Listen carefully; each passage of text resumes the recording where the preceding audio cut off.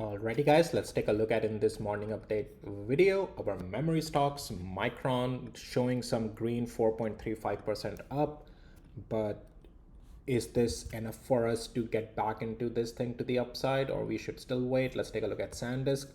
Still a bounce. Definitely it can do better than this, but just doing a bounce today. We do have AMD sticking itself again in the rebound zone. We'll talk about it, what it means. Is it still in the weakness, or is it going to make a comeback, marking this a liquidity grab? What is happening there? We'll take a look at all of that together with other semiconductors and memory stocks, that is Seagate, SK Hynix, and Nvidia, ARM, all that good stuff. Let's jump right into it. Once I'll let you know, none of this is any financial advice, only for education purposes, just sharing my opinion.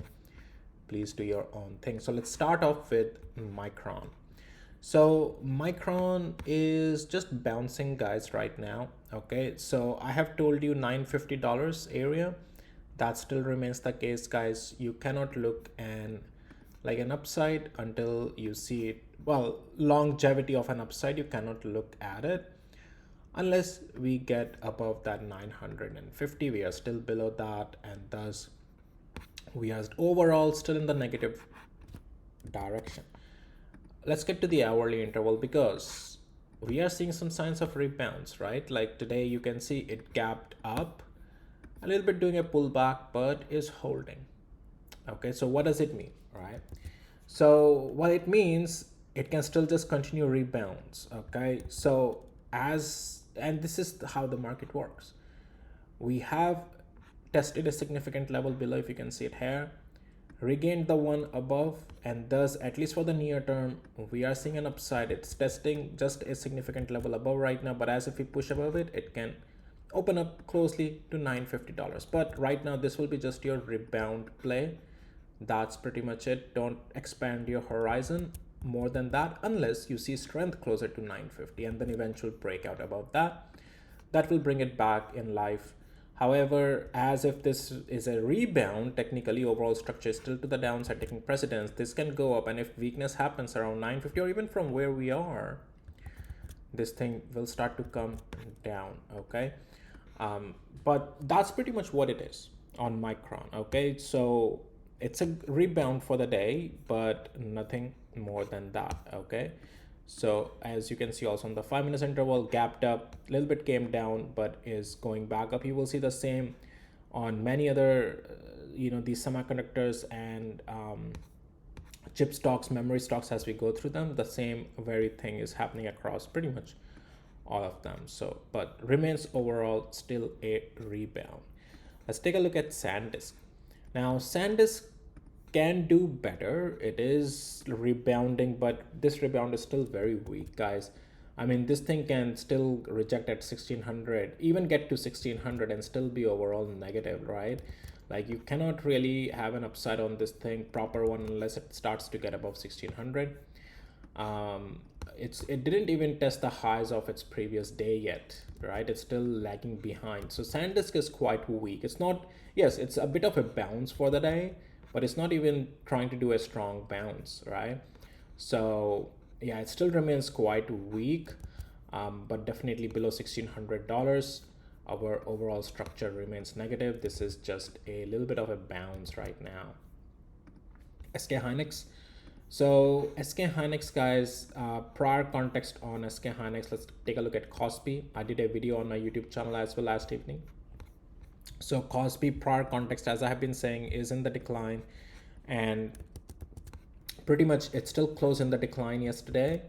SK Hynix on the Korean market, and similarly sentiment on SK Hynix here, you have to take the prior context for coming from the decline, and this is still just a sell-off continuation happening. So nothing has really changed. That 166 zone that I have been telling you, which pretty much are marked by my tools automatically for you, is still below that. We are not getting above it. Unless we're not getting above it from where we are, you cannot really look an upside.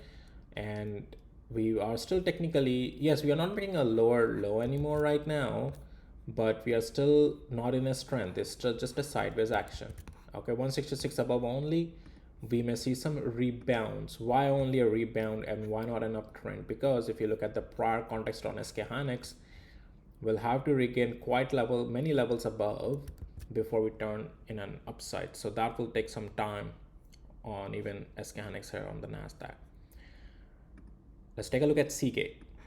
So Seagate is already closed strong on Friday, and I mentioned about this scenario that Seagate is looking strong. It can bounce, and what we want to see is a stabilization above 800. Okay, one candle just going up there, and it doesn't mean it's gonna be bullish. We gotta get above 800, stabilize there, and eventually break out above 840, also significant level. Right now it's trying to hold this zone, and technically it's part of a rebound, guys. Okay, so the little bit of these breaches happens because that's where the stop losses are. Okay, and so it's more about market is very efficient, it's grabbing the liquidity. Okay, so but anyhow, it is part of a rebound strong from the Friday, but it is not overall like really good strengthful until we gain above 840 area significant level. This thing, if it loses the bottom part like 799, 788, it's just gonna continue its overall direction and the rebound is over. Okay, so let's see if it can hold. This is where you would like to see a stabilization if you really want to see an upside from it. Stabilization and break above 840 will bring some, again, possible strength in this. Marvel, part of a bounce coming from a very close to a zone that we were targeting first to the downside from 246 all the way to 167, got that, and then bouncing up from there, but it's just a bounce.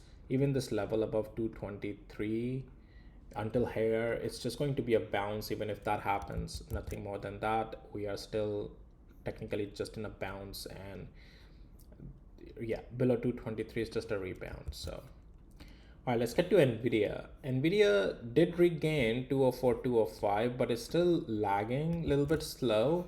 Now this is a little bit of choppiness on this thing. Okay, let's get to the hourly interval right away. So it is holding 204. Okay, so technically it is back in the direction of the upside, and that's the defining line. If we start to close below 204, below 203, close below that, it's gonna be in the weakness. Above 204, it's fine, and that's how simple NVDA is. All right, and accordingly manage the position, you know, whatever you are doing. So, but Nvidia also, if you, look at it from August 2025, it's coming full year, and this thing mostly has just gone sideways. So be also prepared that it may not do anything and still just go sideways. Okay, so it's a mature stock now.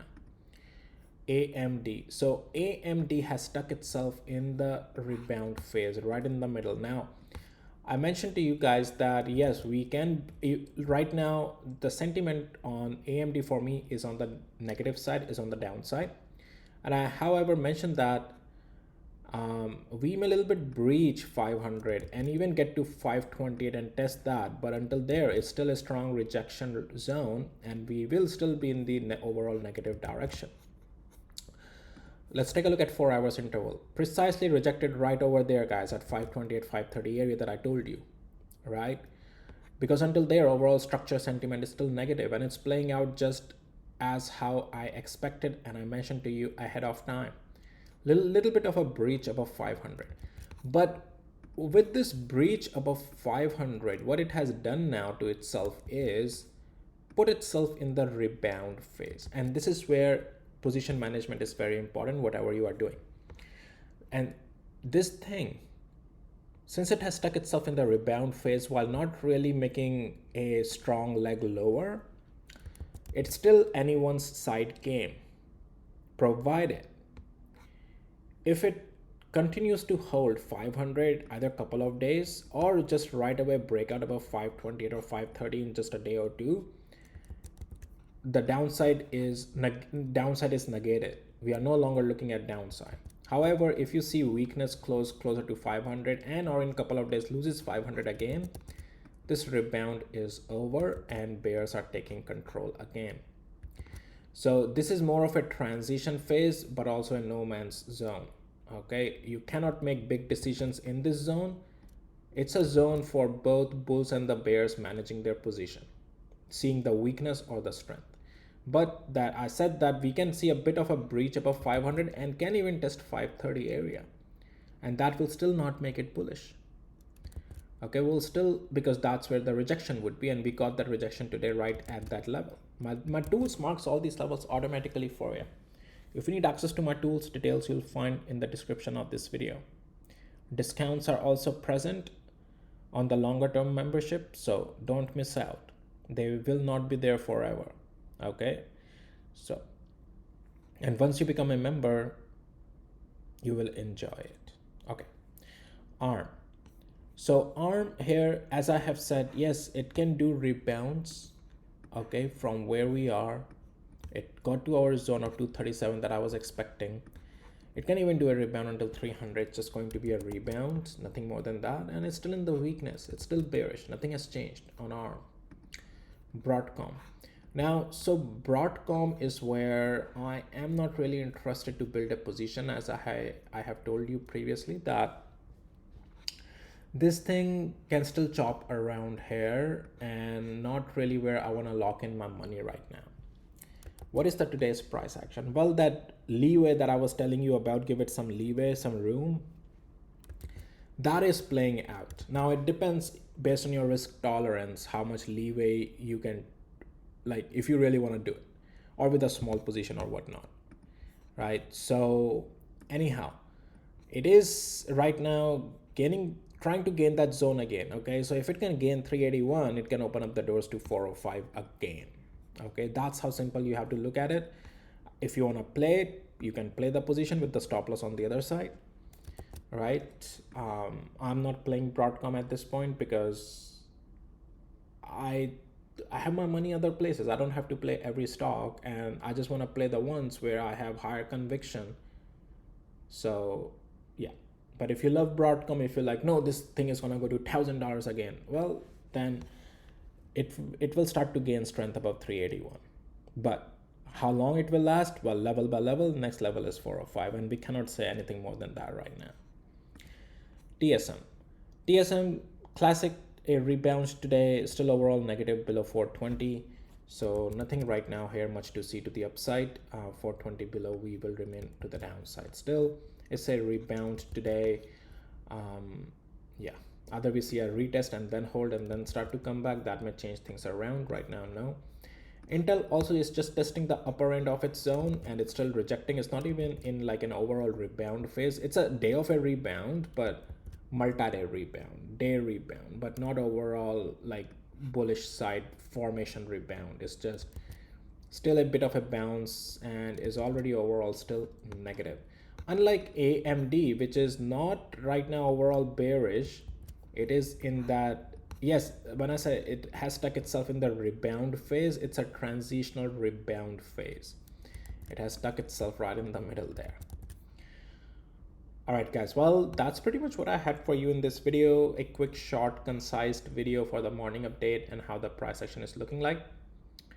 We can take a look at also NASDAQ 100 and S&P 500 here real quick. So NASDAQ 100 also bouncing, but more or less it's just a bounce, guys. Can this bounce also push through? So far it is remaining a rebound, but let's see if it gains the green zone. I won't get super excited right now.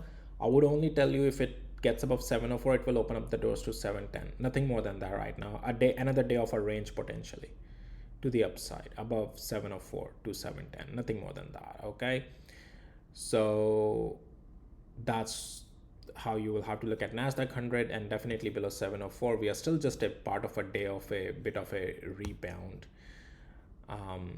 You know, nothing more than that. S&P 500 also still, S&P 500 is actually stronger than NASDAQ 100, still holding overall though 739, but it is in the multi-day weakness.